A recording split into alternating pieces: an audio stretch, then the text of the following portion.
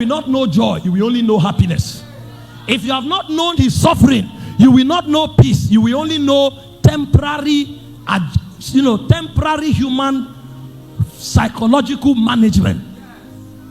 The kind of consolation that is not external, it comes when you have been baptized into suffering. So Paul is telling us that the reason we have peace is not because there's no rumor of war. Paul is saying the reason we are happy is not because there is no crisis. Paul is saying the reason we do what we do is not because there is a promise of abundance. He said we have understood the suffering. So even in the face of travail, we now know a consolation that is not from the men's realm. This is why Paul was traveling to Jerusalem. They said the man that owns this, he will be tied, he will be burnt. He said, I go to Jerusalem bound in the spirit. I have become a prisoner of Christ. But there is a joy that you know only behind bars. If you have not entered the prison of Jesus Christ, you can never know that joy. And if you don't know that joy, you will never become like Mount Zion that cannot be moved. So the first thing you experience in suffering is actually the consolation of Christ. So when Jesus wants to teach you this consolation, which is actually the true substance of conviction. Conviction is not hearing a message that is reasonable. Conviction is actually walking through the fire, but in the fire, Jesus teaches you how not to be burned. Conviction is actually going through the water, but Jesus teaches you how not to be drowned. So the only way you can truly be convinced and convicted is when in suffering, you receive a consolation that is not from men. These guys were in prison in Acts 16:25. The Bible said they prayed and they sang. Who is that man that is flogged 39 strokes, thrown into a prison without hope, and is praying and singing? That's a Christian that knows the suffering. The Christianity we are doing today is such that if you come to church for 3 months and that job doesn't come, you say Christianity is scam. You are actually the scam. And because God knows you are a scam, that's why he refused to bring the job. Because you came to use God to get a job. They come to church, the healing didn't come, and because the healing didn't come, they say Christianity is scam. You are the scam, and God knows you came to use him and go back. That was why he kept the healing for a season. But if only you tarry and endure that reproach of Christ, a point will come, you will not even be asking for the job anymore.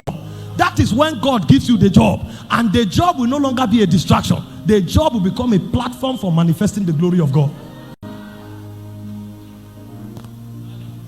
We want to take over territories for Jesus. We must become carriers of the glory. And the way to carry the glory is by his suffering. Listen, I'm not talking about emotional Christianity. I'm not talking about psychological Christianity. I'm not talking about peripheral Christianity. If I stand up now and begin impartation, some people fall because of their lust. God is ordaining prophets here. Before you know it, 50 people are on the floor. Do you know the crisis of a prophet? Do you know the pains of a prophet? Do you know the burdens of a prophet? But if you stand up and say, God is calling 10 people to sow into the kingdom, nobody falls down. Because our pursuit is still fleshly. We want to lavish it on our lust. And the reason we are fake is because we have not known the glory.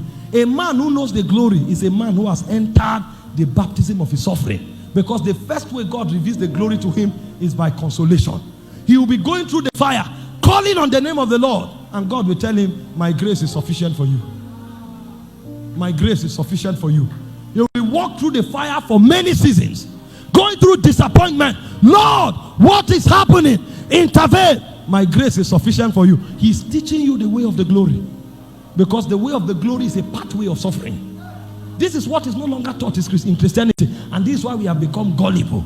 Very gullible. There are 3 cadres of suffering. Let me call it for you quickly. The first cadre of suffering is the afflictions and the battle you receive from your brethren. Because your battles begin from your home.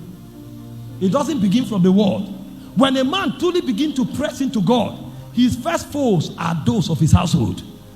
The people you pray with, the people you fasted with, the people you did evangelism with, they will stand up and begin to deform, defile, defame, and assassinate your character. You will come to God 1,000 times and cry, and God will keep quiet. He's teaching you the baptism of suffering.